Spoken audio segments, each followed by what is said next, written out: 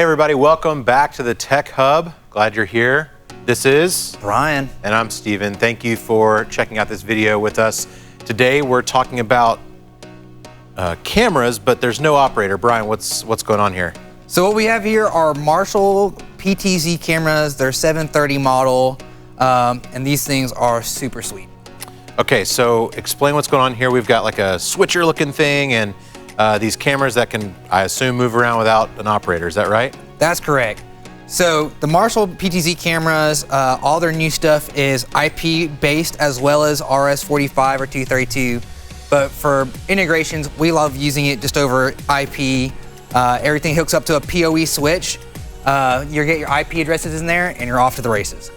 That's amazing. So how is the image quality here versus a standard manned camera that you would use at your Sunday morning service? So awesome enough, these are actually their 4K version. So a 4K with a 30x zoom and a tiny format, which is just one of those crazy things. So, HD SDI output, HDMI output as well. And it's one of those things where, hey, if I need a bunch of cameras, but I don't have a bunch of volunteers or a bunch of operators, right. It's as simple as, hey, it's on the network, I'm gonna select that camera and I'm gonna take control over it. Or maybe I'm gonna come over here and do the same.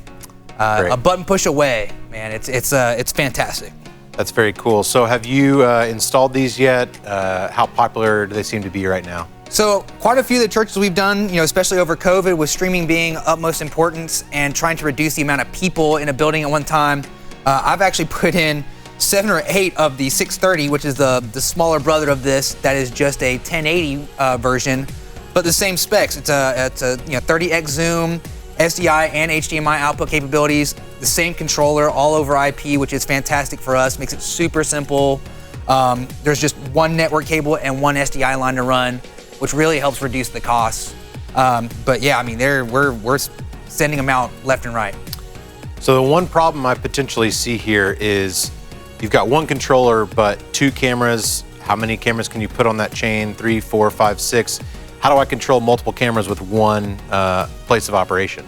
Well, what's awesome about the new cameras from Marshall is that all of the presets are stored on board of the actual camera. So let's say you need to get one that's doing a predetermined pan tilt or zoom function, or maybe a combination of the 3. You recall that preset, then swap to your other camera. It will still maintain the preset as it executes that, while you can already start controlling another one. And obviously on board it has some assignment keys. There's 6 there, but when you exceed 6 cameras, it's just as easy as saying, hey, I want whatever number the camera is, hit camera, and it swaps over. So I believe this system will go up to 100 cameras, which is obscene.